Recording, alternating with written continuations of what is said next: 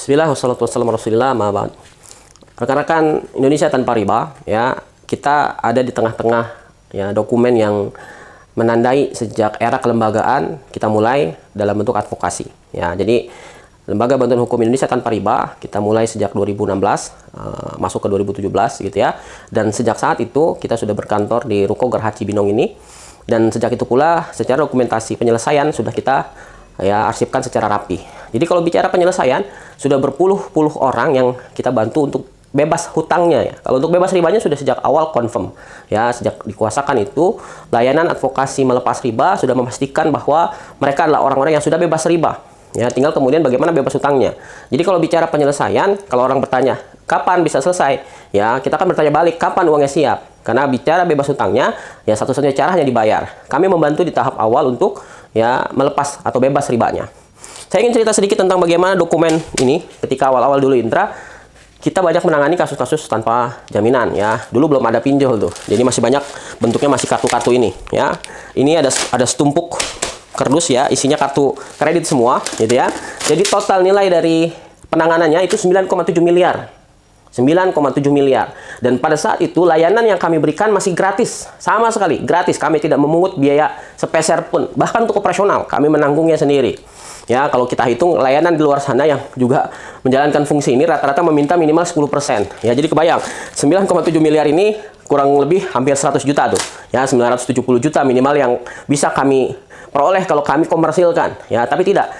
Sejak awal Intra terbentuk memang bukan bertujuan untuk mencari uang dengan cara begini. Ya, kami hanya memfasilitasi teman-teman yang sudah bertaubat dan berharap kemudian ada bisnis modal tobat gitu ya, ada BMT tuh yang bisa kita bentuk dengan pemberdayaan yang kita fokuskan dari potensi kita masing-masing. Ya, jadi balik lagi, setelah eranya penanganan kartu-kartu kredit ini sempat kita juga terpa fitnah gitu ya. Harusnya mereka pun harus berpikir, kalau sejak awal kami cari uang, tentu kami tidak gratiskan layanan, gampang saja kita tarif saja kita sudah punya ya pendapatan ya tadi hampir 1 miliar tuh gitu ya. Jadi untuk rak-rak ini sudah berisi lebih kurang ya, ada 5 rak terisi penuh.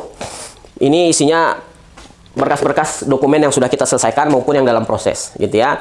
Jadi kalau bicara setiap selesai penanganan harus terus diinterview, harus terus dimunculkan, ya kami juga kerepotan sendiri untuk ya mengambil dokumentasinya gitu ya. Belakangan ini saja mulai kami sadari bahwa hal itu terkadang perlu gitu ya, karena masyarakat juga butuh tahu. Jadi dari puluhan dokumen ini gitu ya, banyak yang barangkali teman-teman atau masyarakat tidak tahu bagaimana sejak 5 tahun terakhir eksistensi advokasi melepas riba itu sudah kita lakukan ya. Jadi untuk bebas riba tidak butuh uang, dan kami sudah membuktikan berkali-kali ya persetujuan untuk bayar pokok saja, bahkan pokoknya pun dicicil selama teman-teman semua yang memang meminta bantuan ya sudah bisa kami pastikan ya mereka adalah orang yang sudah bertaubat.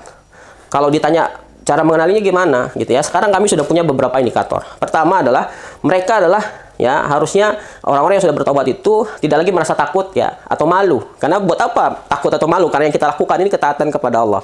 Jadi kalau masih merasa takut dan malu, maka indikator tobatnya itu bisa kita langsung lihat tuh, langsung bisa kita kenali. Kemudian yang kedua, ya ini sudah menjadi syarat yang juga ikut serta gitu ya. Karena di 2 tahun atau 3 tahun pertama kami melihat fenomena bahwa orang-orang yang ingin taubat riba juga ternyata orang-orang yang akhirnya ngemplang hutang juga ya. Jadi dokumen ini semua dulu jangankan mereka didatangi, ditelepon pun tidak. Jadi setelah sudah tidak ditagih, mereka seolah-olah merasa bebas hutang.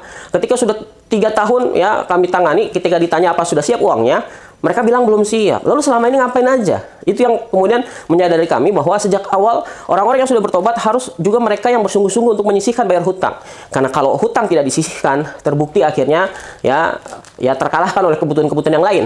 Ya, ada ratusan dokumen ini yang menumpuk, yang orang-orang ini setelah sudah tidak ada yang menagih, akhirnya merasa tidak punya hutang. Dan kami dalam hal ini akan ya menseleksi secara benar gitu ya, secara baik orang-orang yang memang punya niat ngemplang hutang dan memang tidak bersungguh-sungguh untuk bayar hutang, ya untuk kami selisihi, untuk kami ya tidak lagi memberikan layanan bantuan kepada mereka. Ya buat apa kita lari dari ancaman riba yang mengarahnya ke neraka, tetapi mendatangi ancaman ya orang-orang yang tidak bayar hutang, yang ujungnya tidak masuk surga tuh nanti.